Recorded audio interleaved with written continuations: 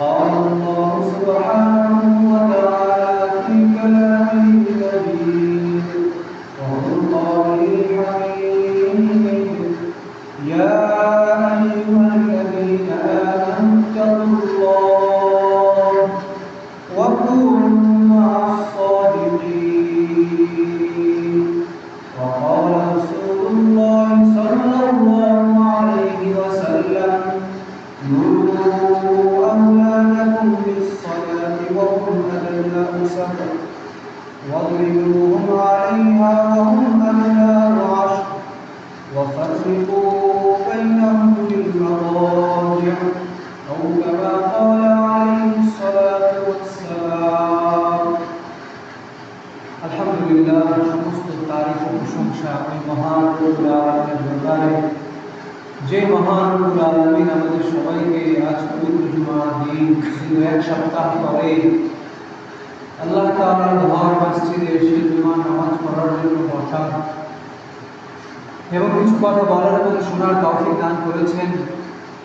এই জন্য দিন থেকে শুকরিয়া জ্ঞাপন করে জোরে সোরে কালিমাতুশ শুকর বলে একবার আলহামদুলিল্লাহ। সম্মানিত মুসল্লিয়ানে কেরাম, প্রত্যেকটা মানুষকেই শয়তান ধোঁকা দেওয়ার চেষ্টা করে, সর্ব অবস্থায়, সর্বক্ষণে, সর্ব জায়গায়। আর শয়তানের যাবতীয় ধোঁকা থেকে বাঁচার জন্য, তার কুমন্ত্রণা থেকে বাঁচার জন্য, গুনাহে জড়িয়ে যাওয়ার, লিপ্ত হওয়ার থেকে বাঁচার জন্য আল্লাহ তাআলা পবিত্র কোরআন মাজিদের মধ্যে ইরশাদ করেন, যে আয়াতখানা আমি এইমাত্র পাঠ করলাম, যে আল্লাহ তাআলা বলেন, ইয়া আইয়ুহাল্লাযীনা আমানু তাকুল্লাহ ওয়া কুনু মা'আস সাদিকিন। আল্লাহ জাল্লা শানুহু আম্মা ওয়াহু পবিত্র কোরআনে পাকের মধ্যে ইরশাদ করেন সূরা তাওবার মধ্যে, ইয়া আইয়ুহাল্লাযীনা আমানু, হে সকল মানুষরা যারা ঈমানদার, যারা ঈমান এনেছো, অথবা হে ঈমানদাররা, ইত্তাকুল্লাহ, তোমরা আল্লাহ তাআলাকে ভয় করো। নারী হোক, চাই পুরুষ হও, যুবক হও, চাই বৃদ্ধ হও, ইত্তাকুল্লাহ, আল্লাহ তাআলাকে ভয় করো। ওয়া কুনু মা'আস সাদিকিন, এবং নেককার লোকদের সঙ্গে হয়ে যাও। যদি আমরা আল্লাহ তাআলার এই আদেশকে মান্য করে চলতে পারি, তাহলে আমাদের চিরশত্রু মরদুদ শয়তানের যাবতীয় ধোঁকা থেকে আমাদের জন্য বেঁচে থাকা অনেক সহজ হয়ে যাবে। মানুষ যখন বালেগ হয় তখন থেকে তার উপর শরীয়তের যাবতীয় হুকুমগুলো আরোপিত হয়, কিন্তু বালেগ হওয়ার আগ পর্যন্ত কোনো পুরুষ, কোনো ছেলে, কোনো মেয়ের উপরে শরীয়তের কোনো বিধিবিধানগুলো আরোপিত হয় না।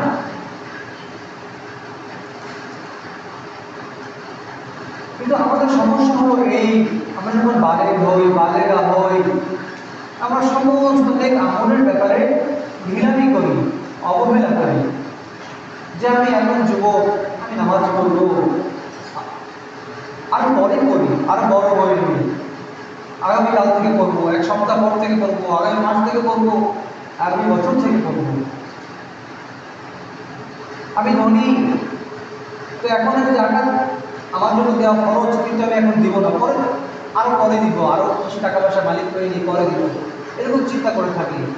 আমার উপর হজ খরচ হয়েছে, এবছর না পরের বছর করবো, না পরের বছর করবো, এখন যুবক না, বৃদ্ধ হয়ে নেই, তারপর পরে করবো, এই পরে আগামীকাল পরে, এরকম করতে করতে দেখা যায় মানুষের আয়ু হায়াত ফুরিয়ে যায়। পরে মানুষ সে আমলটা, সে খরচ না করেই দুনিয়া থেকে বিদায় নেয়। হযরত ওমর ইবনে খাত্তাব রাদিয়াল্লাহু আনহু, আল্লাহ রাসূল সাল্লাল্লাহু আলাইহি ওয়াসাল্লামের মশহুর বিখ্যাত সাহাবী, তিনি একটা হাদিস রিওয়ায়াত করেন, যেটা ঈদ গত সপ্তাহে আমি আগেও দিয়েছিলাম, যে ওমর রাদিয়াল্লাহু আনহু ইরশাদ করেন, রাসূলুল্লাহ সাল্লাল্লাহু আলাইহি ওয়াসাল্লাম বলেছেন, মান মাতা ওয়া লাম ইয়ামুত ফালইয়ামুত ইন شاء يهوديا وإن شاء نصرانيا। যে ব্যক্তির উপর হজ ফরজ হলো, কোনো রকম শরীয়ত সম্পর্কে কোনো বাধা আসে নাই, সে অসুস্থ হয়ে পড়ে নাই, কিংবা এমন কোনো বাধা এমন জায়গায় সে আছে যেখান থেকে হজ করতে যেতে বাধা আসে, ওই রাষ্ট্রে যে রাষ্ট্রে সে থাকে হজ করার কোনো ব্যবস্থাই করে দেয় না, বা যে কোনো ধরনের বাধা যেটার কারণে হজ করতে বাধা হয়, এরকম কোনো বাধা তার জন্য নেই। তেমন অবস্থায় যদি ওই ব্যক্তি মারা যায়, তাহলে রাসূল পাক সাল্লাল্লাহু আলাইহি ওয়াসাল্লাম ইরশাদ করেন, ফালইয়ামুত ইন শাআ ইয়াহুদিয়ান ওয়া ইন শাআ নাসরানিয়া। তাহলে তার ব্যাপারে রাসূল বলেছে আমার কোনো জিম্মাদারি নাই, সে চায় ইহুদি হয়ে মরুক, খ্রিস্টান হয়ে মরুক, আমি রাসূলের তার ব্যাপারে কোনো জিম্মাদারি নাই। যে রাসূল মায়ার রাসূল, দয়ার নবী, উম্মতের কান্ডারি, সে নবী ধমক দিয়েছেন আমাদেরকে, অথচ আজ আমরা টাকা পয়সা বালিশের তলে নিয়ে ঘুমিয়ে থাকি, ব্যাংকের মধ্যে বোঝাই করে বসে থাকি, কিন্তু হজ করার ব্যাপারে আমাদের কোনো ভূক্ষেপ নাই। অথচ এখন হজের মৌসুম চলছে, এই জিলকদ মাস থেকে নিয়ে হজের কাফেলা একের পর এক বাংলাদেশ থেকে সারা বিশ্ব থেকে মক্কা পৌঁছাচ্ছে। এই জন্য আমাদের উচিত এ ব্যাপারে গুরুত্ব আরোপ করা। আর আচ্ছা, আমরা মুসলমান হয়ে আমাদের কাছে মুসলমানের তো ভালো লাগে না, অথচ যদি আপনি পৃথিবীর অন্যান্য জাতিদের দিকে তাকান তাহলে দেখতে পাবেন যারা হিন্দু তারা ধুতি পরে না, ধুতি পরতে পুরুষদের কত কষ্ট, যারা জানেন, দেখেন, আশপাশে সমাজে বা বিভিন্নভাবে দেখে থাকেন, একজন পুরুষের ধুতি পেঁচিয়ে পেঁচিয়ে পরতে অনেক কষ্ট হয়। সে তার জাতিগত বৈশিষ্ট্য ধরে রাখার জন্য ধুতি পরে, কবিতা পরে, নারীরা মাথায় সিঁদুর দেয়, বিভিন্ন কিছু করে থাকে তাদের ধর্মীয় কৃষ্টি কালচারকে বজায় রাখার জন্য। যারা খ্রিস্টান তারা তাদের ধর্মীয় রীতিনীতি বজায় রাখার জন্য অনেক চেষ্টা করে। এরকমভাবে যে জিনিসকে ভালোবাসে, মূল্যবান মনে করে, সে সেটাকে করার জন্য, বজায় রাখার জন্য সে চেষ্টা করে। আজকে আমরা মুসলমানদের পোশাক করতে আমরা কুণ্ঠবোধ করি, স্মরণ করে লজ্জা করি। মানুষ কি বলবে আমি এখন যদি টুপি পরি, মানুষ কি বলবে আমি এখন থেকে যদি দাঁড়িয়ে রাখা রেখে দিই, অথচ আমি যুবক, অথচ আমি বালেগ, অথচ আমি কি বলে প্রাপ্তবয়স্ক মানুষ। এরপরে আরো অন্যান্য যত আমলগুলো আছে, আমরা চিন্তা করি মানুষ কি বলবে, এই চিন্তা করে যদি আমি নেক কাজ থেকে পিছিয়ে থাকি, তাহলে আখিরাতে আমাকে পিছিয়ে পড়তে হবে। প্রকৃত বুদ্ধিমান মানুষ তো ওই কাজ করে বেড়ায় যে কাজের মধ্যে সে সবচেয়ে লাভ খুঁজে পায়। যেখানে গেলে, যেই কথা বললে, যেই কাজ করলে আমার ছাড়ার লাভ নেই, হোক দুনিয়াবি হোক দিনই, সেই কাজ তো আমাদের জন্য করা উচিত না। কিন্তু যেই কাজ করলে দিনই ফায়দা, যেটা আমার অন্যান্য জন্য করা আবশ্যক, সেই কাজ থেকে আমি কীভাবে পিছিয়ে থাকতে পারি? এটা তো আমার দ্বারা সাজে না। আজকে বাবা মারা ছোট্ট ছোট্ট নাবালক শিশুদের যারা আছে তাদেরকে নামাজের জন্য উৎসাহিত করে না, দিনই পরিবেশ, দিনই মহলে চলার জন্য উৎসাহিত করে না।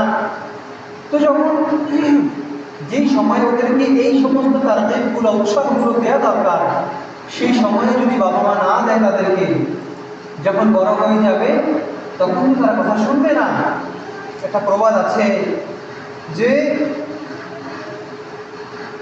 কাঁচায় না নোয়ালে বাঁশ, পাকলে করে টাস টাস। বাঁশ যদি কাঁচা অবস্থায় আমি নোয়াতে চাই, এটাকে ভাঁজ করতে চাই, কাঁচা অবস্থায় ভাঁজ করতে হবে। যদি কাঁচা অবস্থায় বাঁশে ভাঁজ করার চেষ্টা করি, ভাঁজ হবে, যখন পেকে যাবে, শক্ত হয়ে যাবে, তখন যদি ওটাকে নোয়াতে যায়, মোড়াতে যায়, সেটা ভেঙে যাবে। তো বাচ্চাদেরকে তরবিয়ত দেওয়া, দিনই বুঝ, দিনই বিষয়বস্তু শিক্ষা দেওয়ার সময় যখন সে নাবালেগ থাকে, তখন থেকে নিয়ে তাদেরকে শিক্ষাগুলো দেওয়া। যখন তারা বড় হয়ে যাবে তখন তো আমার কথা শুনবে না, তারা দিনের কথাগুলোকে তারা ওইভাবে করে গ্রাহ্য করবে না। কেননা তখন তো তাদের কাছে তাদের প্রিয় মাত্রা হয়ে ওঠে দুনিয়াবি যত শত তারকারা আছে, ব্যক্তিত্ব আছে, তারা তাদেরকে ভালোবেসে ফেলে। ফলে তারা চুলে তেরা সিঁথি কাটে, বড় বড় চুল রাখে, বলে বাবা তুমি বড় বড় চুল রাখছো কেন? সে বলে আমি তো ওই অমুক খেলোয়াড়কে পছন্দ করি, সেইভাবে চুল রাখছে, সেজন্য আমিও রাখলাম। তুমি প্যান্ট শার্টটা কেন পরলা? আর অমুক তারকা, অমুক সুপারস্টার এইভাবে পরে, এইটা পরেছে, তো আমি করছি। এরকম ভাবে বিভিন্ন প্রশ্ন করলে সে বলে অমুকে করেছে তা আমি করলাম কেন? অমুককে আমি ভালোবাসি, অমুককে আমি পছন্দ করি, তার রীতিনীতি, তার চলাফেরা, চালচলন, এগুলো আমার কাছে ভালো লাগে। এটা তো হবার ছিল না। তার কাছে তো ভালো লাগবে নবমী আদর্শ, দিনদার মানুষকে, যারা দিনই লেবাস সুরত আছে তাদেরকে ভালো লাগা উচিত ছিল। যখন আমি ছোট থেকে বাবা মা হয়ে তাদেরকে এই শিক্ষিত না করব, এই বুঝ তাদের মাথায় না ঢুকাবো, তারা বুঝবে না, তারা মানবে না। হাদিসে পাক এই জন্য বাবা মায়ের ব্যাপারে আদেশ আছে। রাসূল পাক সাল্লাল্লাহু আলাইহি ওয়াসাল্লাম ইরশাদ করেন, মুরু আওলাদাকুম বিস-সালাহ, হে আমার উম্মতের বাবা মায়েরা, তোমরা তোমাদের সন্তানদেরকে নামাজের আদেশ করো। ওয়াহুম আবনাউ সাবঈন, যখন তারা 7 বছর বয়সে পৌঁছায়। 7 বছর বয়সের ছেলে মেয়ে হয়, এবার এই পর্যন্ত পৌঁছায়, তখন থেকে তোমরা তাদেরকে কি করো? নামাজের জন্য আদেশ করো। বাবা শোনা, নামাজ পড়ো, আমরা মুসলমান, নামাজ পড়তে হয়, এরকম সুন্দরভাবে বুঝিয়ে শুনিয়ে তাদেরকে আদেশ করা। এরপরে হাদিসের পরের অংশ রাসূল পাক সাল্লাল্লাহু আলাইহি ওয়াসাল্লাম ইরশাদ করেন, ওয়াবরিবুহুম আলাইহা, আর এই নামাজের জন্য তাদেরকে প্রহার পর্যন্ত করো। ওয়াহুম আবনাউ 10, যখন তারা 10 বছরে পৌঁছায় তখন তাদেরকে হালকা পাতলা প্রহার করো, পিটান দাও। নামাজ পড়ার ব্যাপারে তাদেরকে কি করো? হালকা শাসন করো। রাসূল কত সুন্দরভাবে আমাদেরকে শিখিয়ে দিয়েছেন পারিবারিক গাইডলাইন। ওয়াফাররিকু বাইনাহুম ফিল মাদাজি, এবং তাদের আপসের মধ্যে বিছানা, এই 10 বছর বয়সে বিছানাকে আলাদা করে দাও। সুন্নাহ আমাদেরকে এটাই শিক্ষা দেয়, কিন্তু আমরা তো তা করি না। ফলে আমাদের সন্তানগুলো দিনদার হয়ে ওঠে না, নামাজি হয়ে ওঠে না। আর দিনদারি যদি না হয়, নামাজি যদি না হয়, তার মধ্যে তো আল্লাহর ভয় না থাকাটাই স্বাভাবিক। এই জন্যই তো বাবা মায়ের কথা সন্তানরা শোনে না।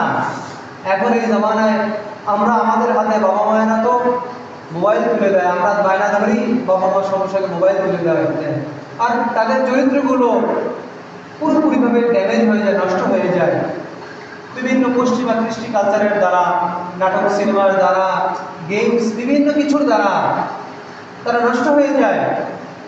ফলে বাবা মায়ের কথা শোনে না, বাবা মায়ের চোখের জল ফেলতে ফেলতে অস্থির হয়ে যায়। হ্যাঁ রে আমার ছেলে, হ্যাঁ রে আমার মেয়ে, আমাদের কথা শুনলো না। দেখা যায় অনেকের মেয়েরা তো ঘর থেকে বেরই হয়ে চলে যায় এক পুরুষের হাত ধরে, অনেকের ছেলেরা আর ঘরের মেয়েকে তুলে নিয়ে আসে, আরো কত কি উল্টোপাল্টা সমাজের মধ্যে হয়ে বেড়ায়, যেগুলো শেষ নাই। তো যাই হোক, যেটা বলতেছিলাম যে আমাদের দ্বারা গুনাহ হয়ে যায়, আমাদের দ্বারা দ্বীনের খেলাফ কাজ হয়ে যায়, কিন্তু আমাদের উচিত, আমাদের মূল টার্গেট থাকা উচিত দ্বীনের উপর কিভাবে ফেলব।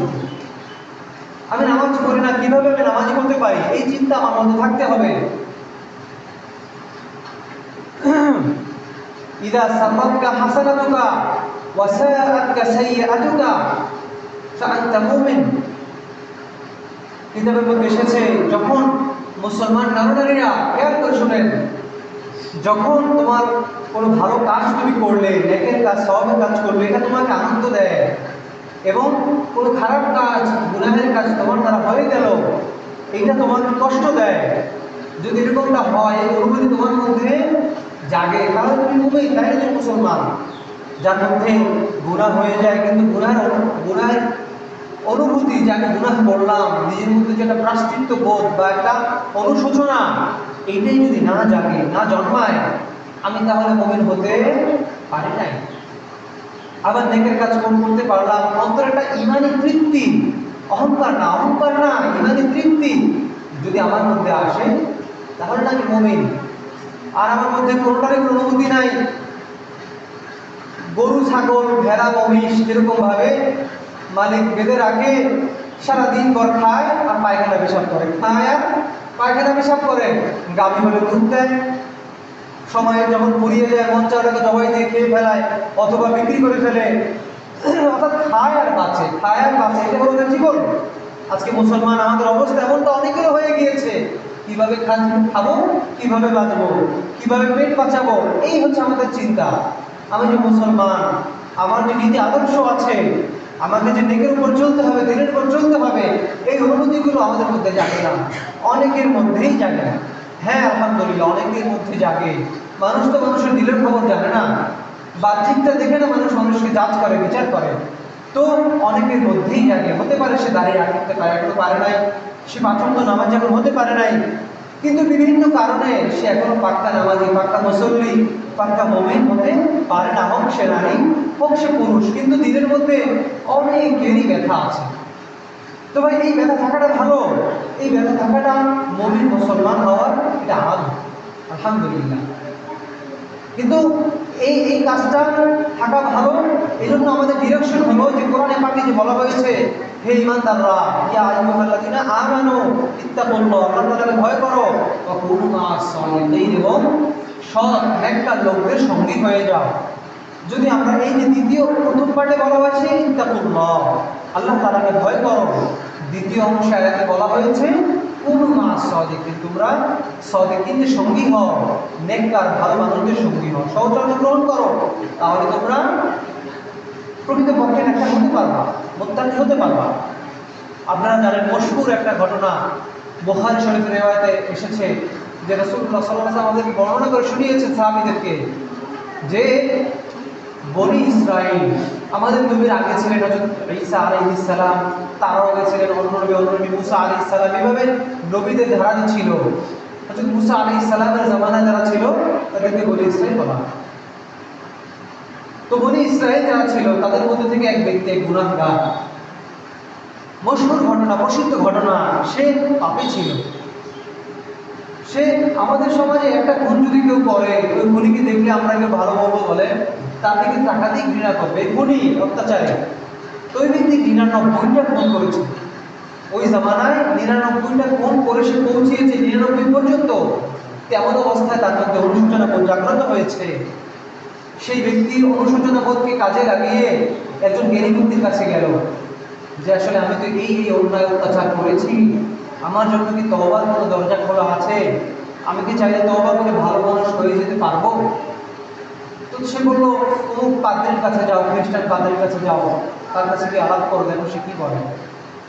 তো সেই ব্যক্তি ছিল গুনাহগার, অথচ তার ইচ্ছা সে ভালো পাবে। যখন সে খ্রিস্টান পাদ্রীর কাছে গেল, পাদ্রীর কাছে গিয়ে যখন বর্ণনা করলো, আমি এরকম 99টা খুন করেছি, আমি ভালো হতে চাই, আমার জন্য কি ভালো হওয়ার, তওবা করার কোনো রাস্তা আছে?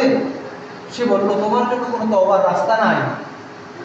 অর্থাৎ সেই ওই গুনাহগার ব্যক্তির গুনার উপরে, গুনার কারণে সেই ব্যক্তি ঘৃণা করে, সে কেমন যেন ঘৃণা করে বলল যে তোমার জন্য গুনাহের কোনো তওবার কোনো রাস্তা নাই।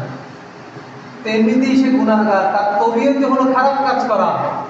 যখন সে শুনল যে তোমার জন্য তওবা করার কোনো রাস্তা নাই, তার মাথা আবার গরম হয়ে গেল, তার মধ্যে পৈশাচিক বোধ আবার জাগ্রত হলো। সে বলল, তাহলে তোকে রেখে লাভ কি, তোকে আমি শেষ করে দিই, তোকে মেরে 100টা পূর্ণ করি। ওই ব্যক্তিকে জায়গায় হত্যা করে ফেলল সে। এই হলো তার 99 সাথে এক যুক্ত হয়ে 100 খুন পূর্ণ হলো। তার মধ্যে আবার তওবা বোধ জাগ্রত হলো। তো তওবা বোধ জাগ্রত হওয়ার পরে সে আর এক জ্ঞানী ব্যক্তির কাছে গেল যে ভাই, আমি তো এরকম 100 খুন করেছি, আমি কি ভালো মানুষ হতে পারবো? আমি কি তওবা করলে আল্লাহ তাআলা তওবা কবুল করবেন? তো সেই ব্যক্তি বলল, ভাই তোমার জন্য তওবার রাস্তা খোলা আছে, হ্যাঁ তুমি তওবা করতে পারবে, কিন্তু দেখো তুমি যে সমাজে আছো, খেয়াল করে শুনবেন, তুমি যে সমাজে আছো এই সমাজটা ভালো না, এখানকার মানুষও ভালো না, তুমি এই সমাজে বসে ভালো হতে পারবে না। সুতরাং তুমি এখান থেকে চলে যাও, অমুক নাম অমুক শহরে তুমি যাও, ওখানে সব দিনদার ভালো মানুষ বসবাস করে, তাদের সহচর্যে গিয়ে থাকো, সেখানে ভালো মানুষদের সহবত গ্রহণ করো, তুমি ভালো মানুষ হয়ে যেতে পারবে। তো ফলে এই কথা শুনে সে সঙ্গে সঙ্গে যাত্রা করলো যে আমি ভালো মানুষ হতে চাই, আমি তওবা করবো, আমি ভালো মানুষ হব।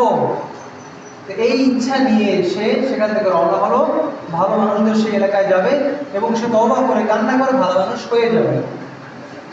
কিছু দূর যেতে না যেতেই তার মৃত্যুর ফয়সালা হয়ে গেল, আজরাইল চলে আসছে। তো তার যান কবজ করবে সে আজরাইলকে দেখেই মাটিতে লুটিয়ে পড়ে যায়। এবং চলার শক্তি সে হারিয়ে ফেলে, সে হামাগুড়ি দিয়ে দিয়ে সামনের দিকে অগ্রসর হওয়ার চেষ্টা করতে থাকে। তো কিছু সামান্য একটু অগ্রসর হয়েছে বটে, এমন অবস্থায় তার রূহ কবজ করে নিয়ে গেছে। তো এখন মানুষের রূহ যখন কবজ করা হয়, হাদিসে এসেছে যদি সে জান্নাতি হয়, নেক আমলওয়ালা হয়, তাহলে জান্নাতি ফেরেশতারা তার রূহ নিয়ে যেতে আসে। যদি খারাপ মানুষ হয়, কুৎসিত কালো বর্ণওয়ালা বিদঘুটে চেহারাওয়ালা, ফেরেশতারা আসে তার রূহকে জাহান্নামে মুক্ত করার জন্য, নিয়ে যাওয়ার জন্য। তো দোনো দলে সে হাজির। এখন উভয়ের মধ্যে তর্ক বিতর্ক। যারা এসেছে জান্নাতীদের পক্ষ থেকে, যে রূহ জান্নাতি বলে ঘোষণা করা হবে, আমরা জান্নাতি, তাদের তার রূহকে আমরা অন্তর্ভুক্ত করব, তারা বলে যে রূহ তওবা করার জন্য বের হয়েছে, তো তার রূহকে আমরা নেব। আর যারা এসেছে জাহান্নামীদের দলভুক্ত করার জন্য রূহকে, তারা বলে না, এই ব্যক্তি তো সারা জীবন গুনাহ করছে, সে তো ভালো মানুষ না, তাকে আমরা নেব। তেমন অবস্থা আল্লাহর হুকুমে আরেকজন ফেরেশতা এসে হাজির। বললো, ভাই কি হয়েছে তোমাদের মধ্যে, কিসের ব্যাপারে তোমাদের বাদানুবাদ? বললো এই ঘটনা। তখন ওই ফেরেশতা তাদেরকে বললো, তাহলে তোমরা পথ মাপো।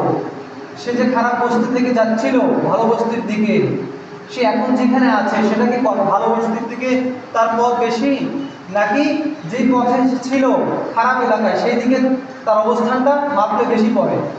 তখন ফেরেশতারা আল্লাহর কুদরতকে তারা মাপলো। দরহাকিকত ওই ব্যক্তির শরীর, নিথর দেহ মূলত ছিল যে পাপের বসতিতে সে ছিল, ওই দিকে তার আগানো ছিল, অর্থাৎ সে ওদিকেই ছিল, নেগের দিকে বেশি অগ্রসর হতে পারে না, ভালো এলাকার দিকে। কিন্তু আল্লাহ তাআলার দয়ায় ওই পথকে সংকুচিত করে দেয়, যেই পথ ভালো দিকে।